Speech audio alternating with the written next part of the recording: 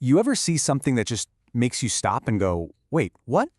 Well, today we're diving into a financial report from a company called Adhunik Metaliks. And trust me, it's got a mystery inside that seems completely impossible. Let's see if we can crack this thing together. And that's really the heart of it, isn't it? It's a total puzzle. I mean, imagine you open up a company's annual report. You see this massive, multi-billion rupee profit, and then you notice they didn't actually sell a single thing all year.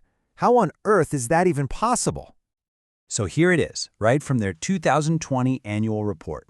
On one side, revenue from operations, zero, zilch, nada, they sold nothing. But on the other side, a profit of over 20.8 billion rupees. And no, that's not a typo. It's a financial paradox that just begs for an explanation. All right, let's get right into it. The company is Adhunik Metaliks, a player in the iron and steel industry. And for the next few minutes, we're going to be financial detectives, piecing together the clues to solve this very, very strange case. Now, here's the crazy thing. To figure out that massive 2020 profit, we can't actually start in 2020. No, we have to rewind the clock, because the secret to this whole mystery is actually hidden in the story of the company's complete and total collapse. So let's set the scene. We're going back to 2018. Adhunik Metaliks is still technically up and running, but, it's in some serious trouble. The company is bleeding cash and things are looking pretty grim. And I mean, just look at how bad things were. For the full year ending in March of 2018, they were pulling in billions in revenue, sure, but their costs were so out of control that they lost more than they made in sales. Just think about that for a second.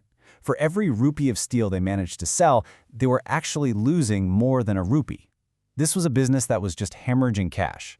And you know what? Things are about to get much, much worse. The year 2018 was an absolute catastrophe for them. Let's just walk through it quarter by quarter to see how fast the wheels came off. Okay, take a look at this. In that first quarter, from April to June, they brought in about 769 million rupees. Not amazing, but it's something, right? But then, look at the next quarter. The revenue just falls off a cliff, down to only 57 million. And by the third quarter, it's gone. Zero. The revenue tap was turned completely off. The engine just completely seized. So by the end of 2018, Adhunik Metaliks wasn't a functioning company anymore. The furnaces were cold, the workers were gone, and they were selling absolutely nothing. The company was, for all intents and purposes, dead, which makes what happens next absolutely mind-boggling. Okay, so let's fast forward a bit. We're now looking at the 2020 annual report. After more than a year of doing absolutely nothing, you'd probably expect to see more losses, right? Or maybe, just maybe, they broke even. But that is not what we find, not even close. And there it is. For the year ending March 2020, this company, which again was not operational, reported a profit of over 20.8 billion rupees. A company that sold nothing, that produced nothing, that had effectively shut its doors, somehow managed to conjure up one of the biggest profits in its entire history. It just doesn't make sense. So the big question is, how? How is this even possible?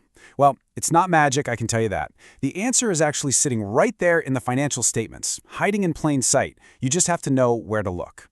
All right, detective hat's back on. We're about to zoom in on the company's profit and loss statement. This is the very document that holds the key to solving this entire mystery. And here we go. This one little table explains everything. See that first line? Before anything unusual, the company actually lost about 465 million rupees.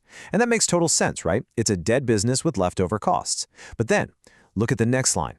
A massive, positive entry of over 21.3 billion rupees labeled exceptional items. This one single thing completely erases the loss and creates that ridiculous final profit. So you see, this wasn't an operational profit.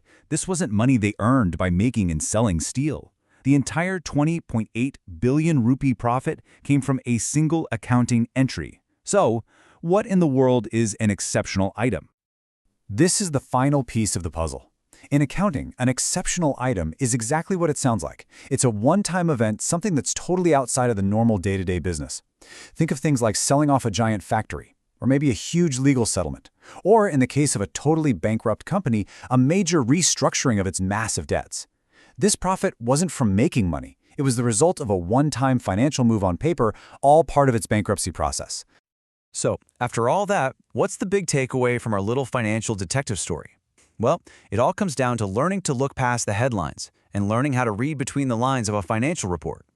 Because here's the thing, the bottom line number isn't the whole story, not by a long shot.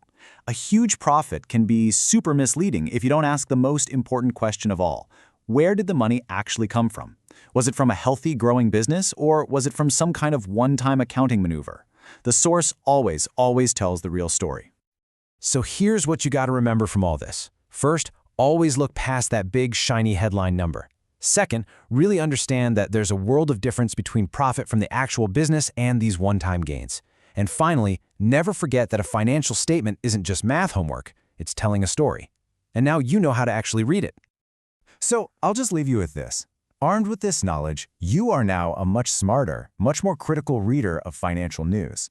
The next time you see a profit or a loss that just seems too good or maybe too bad to be true, you'll know exactly what to do. You'll go looking for the story behind the number. Thanks for joining me.